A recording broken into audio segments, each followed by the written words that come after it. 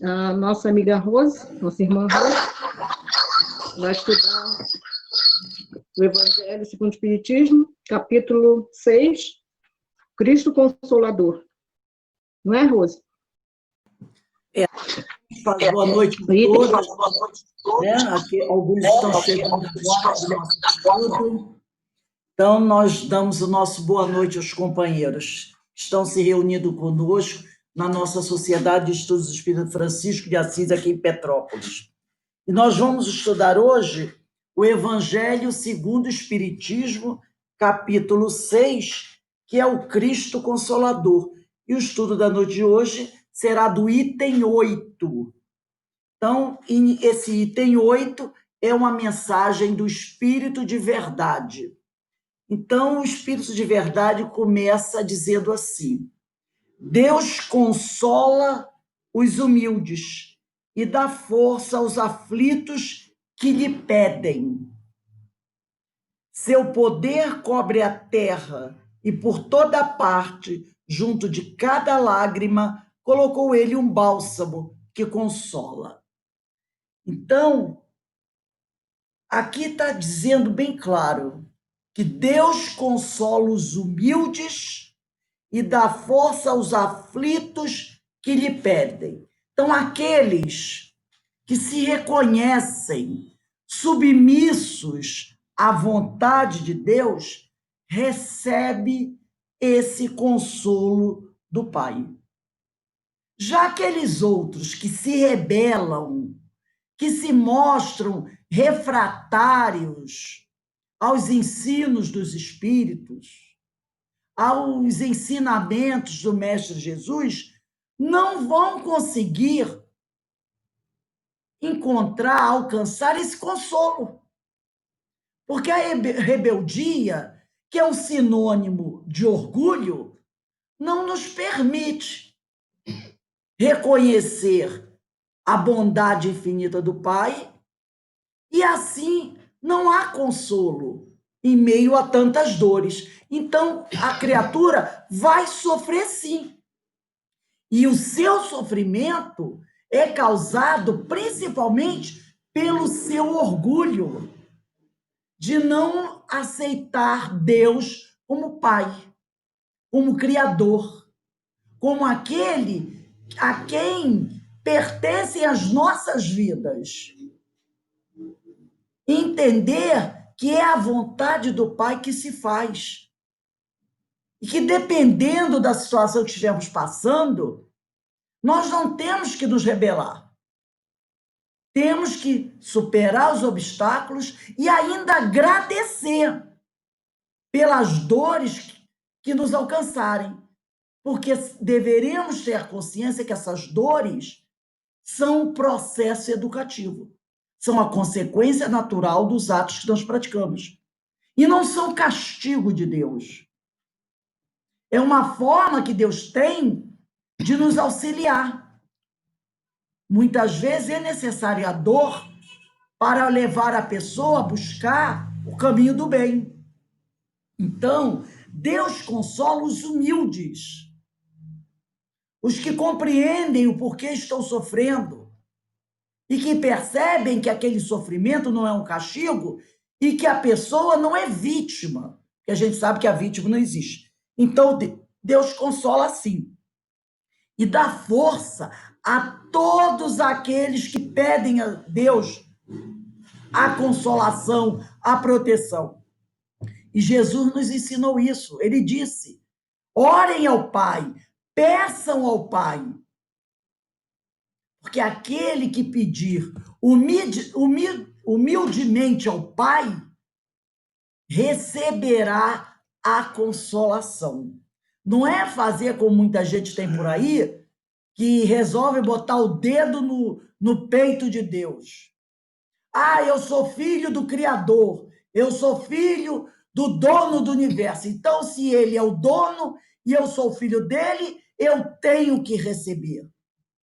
Porque eu sou herdeiro do Pai.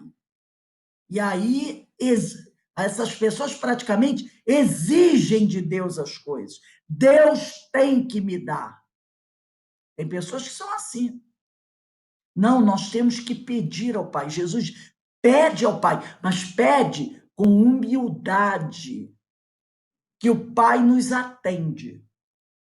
Seu poder, o poder divino, cobre a terra e por toda parte.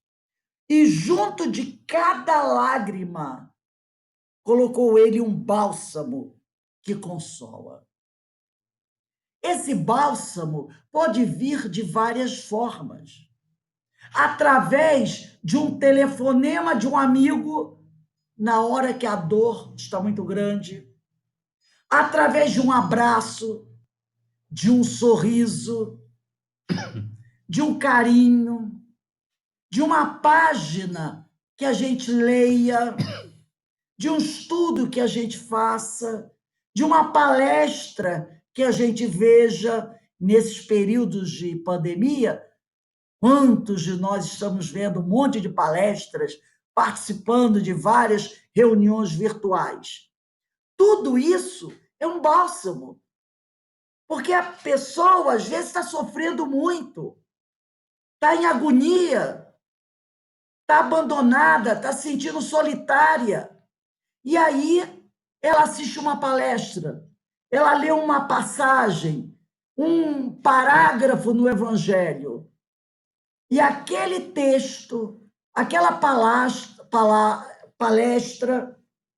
aquela passagem que ela lê, a consola, lhe dá forças para mais um dia. Faz com que a criatura compreenda a situação que está passando. Esse é o bálsamo, é o consolo que Deus nos envia no momento de dor e sofrimento. Ouvir a palavra de Jesus, que é bálsamo e consolo maior do que isso. Bem-aventurados os aflitos, porque deles é o reino dos céus.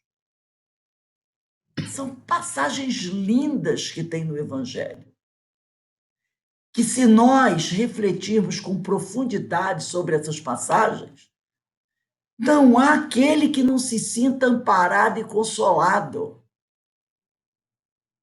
Deixa-se de se sentir só. Percebe que os espíritos amigos estão ao nosso lado.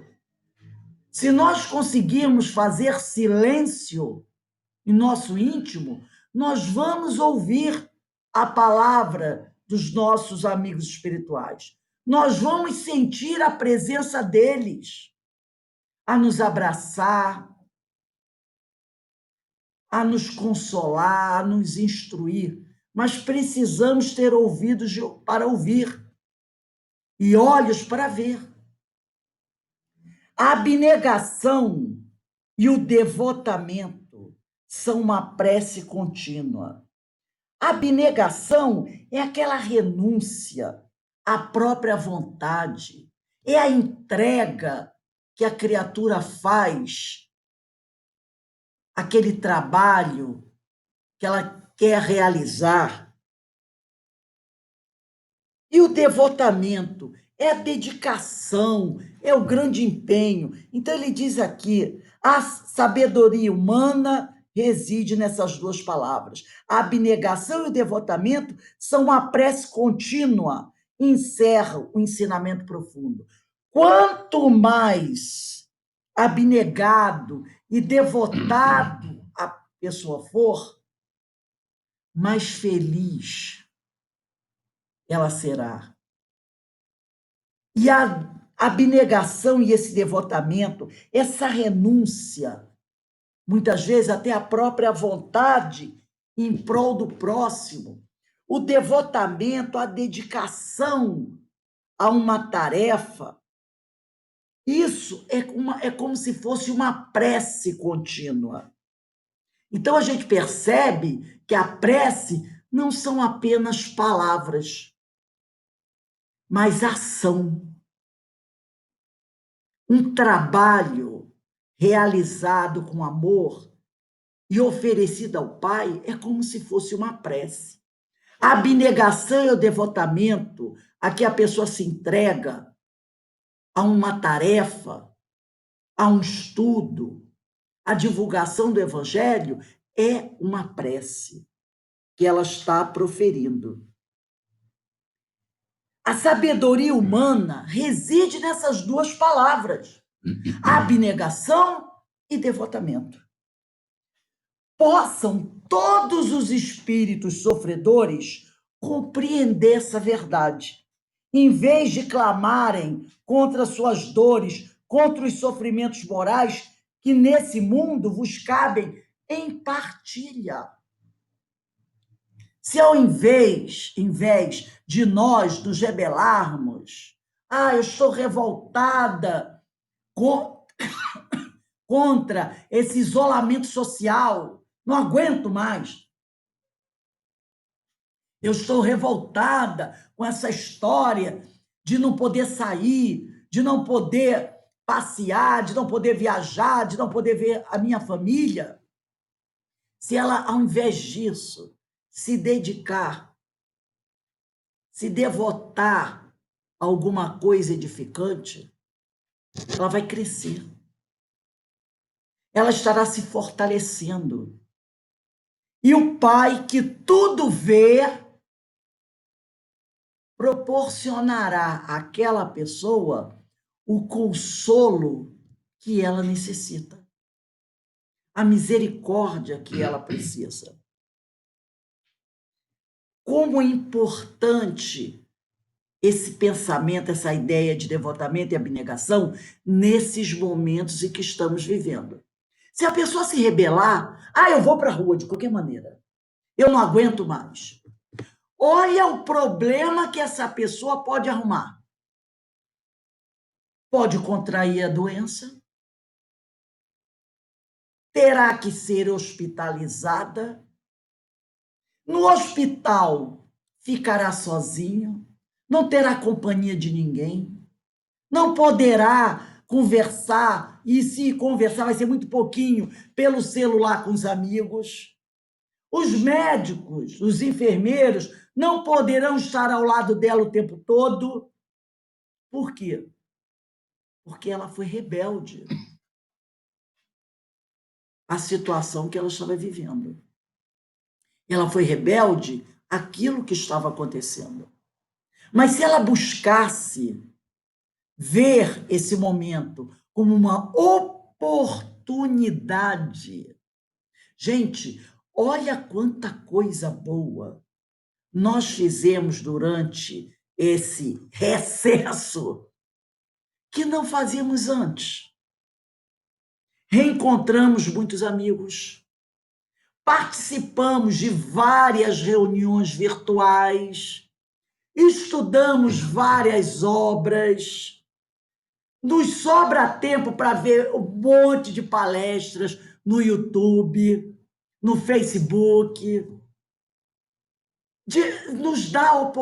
Está nos dando a oportunidade de fazer inúmeras reflexões que naquela correria do dia a dia não estávamos fazendo, de olhar para o nosso próximo, porque às vezes a pessoa vivia dentro de casa em família, mas não tinha tempo de olhar para o filho, de olhar para uma esposa, de olhar para o marido, de brincar com seus filhos, até de telefonar para um ente querido. Quanta coisa que estamos fazendo que não fazíamos. De meditarmos, de olharmos para nós mesmos, de refletir sobre os nossos pensamentos, nossas ações, de procurar mudar alguma coisa na nossa vida. E aí tem muita gente dizendo assim: quando essa pandemia acabar, eu serei uma nova pessoa. E é verdade, para muitos será verdade. A pessoa não se comportará mais como antes, porque ela refletiu, ela deu um pit stop na vida dela.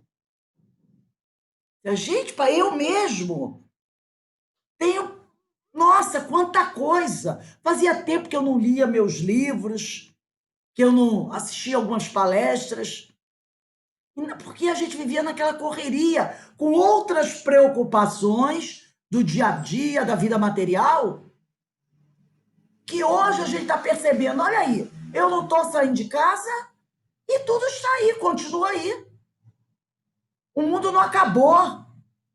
Aquele filho que eu ficava desesperada quando me chamava para resolver alguma coisa para ele, hoje ele está lá, ele está fazendo a quarentena sem mim. Não é assim?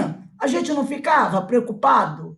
Ah, meu filho, minha filha, meu Deus, ele precisa de mim, ela precisa de mim. E eu tinha que ir correndo socorrer. E daí? Nós vamos aí desde fevereiro, março, abril, maio, vamos para quase 5 meses, o filho está lá, a filha está lá. Não estão resolvendo seus problemas? Estão. E o apocalipse não veio. Mostrando por que a gente fica naquela agonia toda. Não precisa. Então, com certeza, depois que isso passar, a gente não vai voltar a agir como a gente agia. Por quê? Agora que acabou, eu tenho que voltar a agir daquela maneira? Não. Eu agi de uma outra forma durante 4, 5 meses e tudo e nada de ruim aconteceu. A vida seguiu seu rumo. Então, nós estamos fazendo reflexões. E muitos de nós vai passar por isso e vamos nos tornar pessoas diferentes. Estamos fazendo conquistas. E o devotamento e a abnegação a esse modo de viver, ao trabalho que a gente realizamos, está nos mostrando novas perspectivas. A sabedoria humana, então, reside nessas duas palavras. Possam todos os espíritos sofredores compreender essa verdade, em vez de clamarem contra suas dores, contra os sofrimentos morais, que neste mundo vos cabem em partilha. Então, está aqui. Os sofrimentos morais do mundo nos cabem em partilha.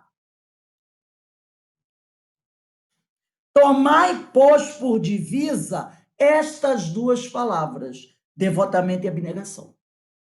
Vamos usar essas duas palavras como nossas bandeiras, devotamento e abnegação. E sereis fortes, porque elas resumem todos os deveres que a caridade e a humildade vos impõem. Então, todos os deveres que a caridade e a humildade nos impõem estão representados pelo devotamento e abnegação. Praticar a caridade com devotamento e abnegação. Sem isso, não vai ser possível. Né? Então, todos os deveres que a caridade e a humildade nos impõem. Abnegação e devotamento. Resumem tudo isso.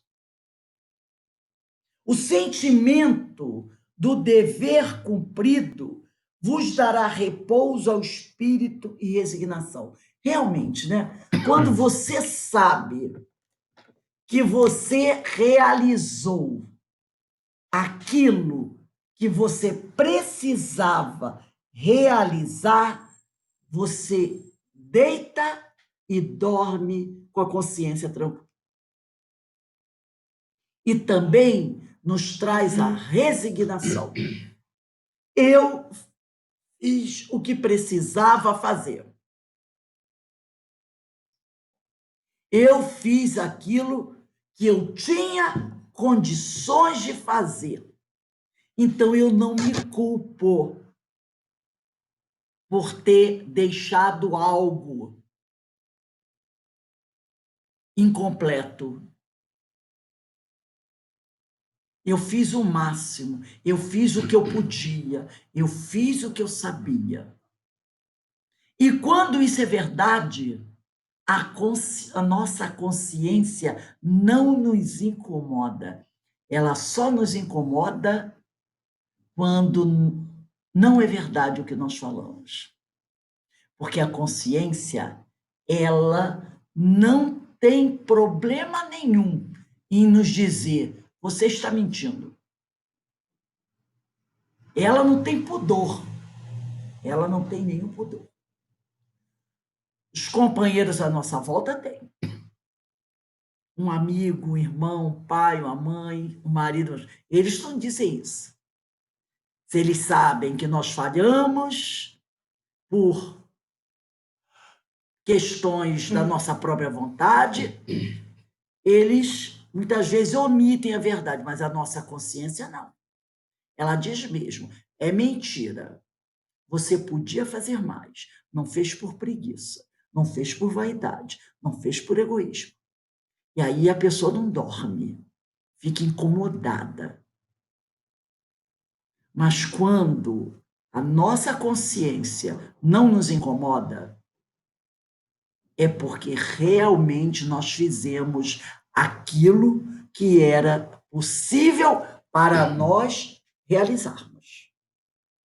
E aí nós ficamos resignados com o que estiver acontecendo, porque você sabe que fez o que era possível.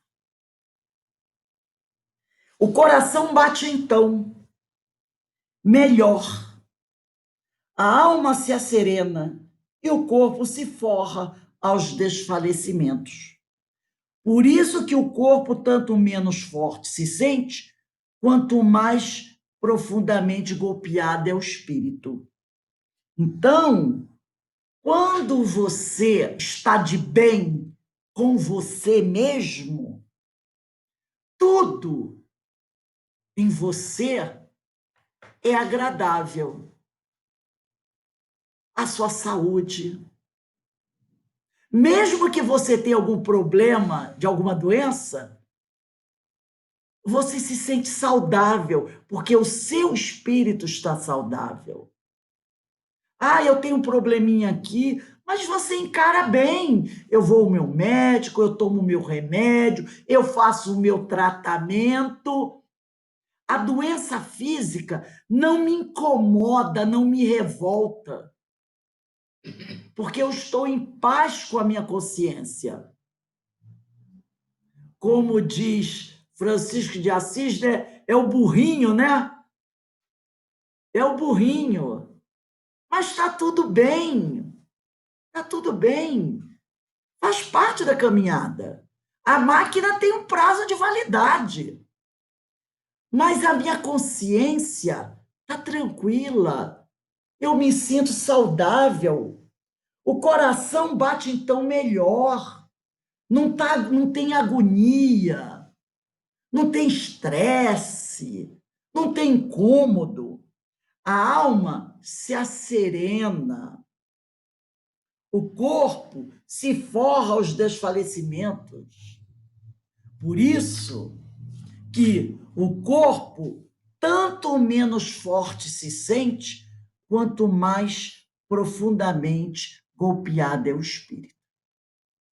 Então, nós precisamos refletir sobre essas duas palavras, devotamento e abnegação. Tudo que nós fizermos na nossa vida, seja um trabalho material, seja num relacionamento, seja em relação à nossa religiosidade, em tudo a gente deve colocar o devotamento e a abnegação. Porque aí nós estaremos realizando com o coração, com o sentimento. E Deus, que observa tudo, no momento da nossa dor, de uma tristeza que bate, ele vem consolar esses humildes. Não tem aquela frase que diz que a dor foi consagrada no Jardim das Oliveiras? Então, no momento de dor, de dificuldade, a gente pede a Deus. E ele, percebendo que a criatura é devotada, é abnegada, que ela está fazendo tudo o que é possível fazer sem revolta, ele vai enviar a consolação, ele vai dar força aos aflitos, e o bálsamo vai chegar até nós. Ninguém vai ficar desamparado. Agora, aqueles que se rebelam, que não aceitam o momento que estão vivendo, esses vão encontrar muita dificuldade. Porque nada vai trazer para eles o consolo. Porque o mundo, ele não tem consolo para nos proporcionar. Não tem. O consolo do mundo é efêmero e ele é muito pequeno, é muito fraco. Só o Senhor pode nos trazer aquele consolo que vai nos sustentar e nos dar força. Mas para isso, nós precisamos fazer a nossa parte. E a nossa parte é viver com devotamento e abnegação. Em tudo que realizarmos. E assim nós receberemos a medalha de trabalhador do Senhor e teremos o nosso consolo, esse consolo que realmente nos sustenta nas dores maiores, porque todos nós teremos que passar por elas, todos nós. Mas se torna muito mais fácil transpor esses obstáculos se estivermos na companhia do Senhor. Então, que essas palavras do Evangelho venham nos alertar. E esse item, que é maravilhoso, que trata do devotamento e abnegação, encerra esse capítulo 6, que é do Cristo Consolador, nos mostrando que todos nós podemos vencer as maiores dores se nos mantivermos firmes na certeza de que não estamos sozinhos, que o Pai não abandona nenhum de seus filhos e que, através do devotamento e da abnegação, estaremos realizando a vontade do Senhor. Porque aquele que se entrega de coração à tarefa, com certeza irá conquistar os seus louros e também poderá fazer parte do reino dos céus, aonde o Divino Mestre nos aguarda para caminharmos, ao seu lado pela eternidade, trabalhando como mais um dos seus discípulos tão amados. Então, que possamos refletir sobre essas palavras abençoadas do Evangelho. Então, meus amigos, eu, nesse momento, desejo a todos uma boa noite e que esse mestre querido possa sempre estar ao nosso lado e que nós busquemos estar ao lado dele, porque, com certeza, só o mestre poderá nos trazer o verdadeiro consolo. Muito obrigado pela atenção de vocês.